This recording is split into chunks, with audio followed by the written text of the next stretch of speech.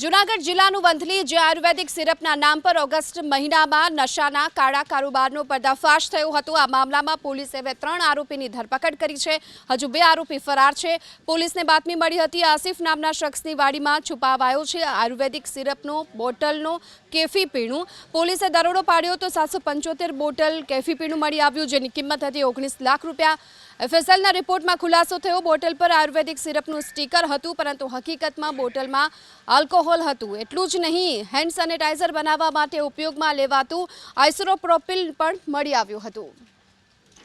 બંધ થઈ ગયેલી કંપનીના સ્ટીકરો લગાવી અને બનાવટી રીતે કેફી પદાર્થનું વેચાણ કરતા હોવાનું તપાસમાં ખુલતા વંથલી પોલીસ સ્ટેશને આ બાબતે ગુનો દાખલ કરી આગળની તપાસ હાથ ધરેલી છે।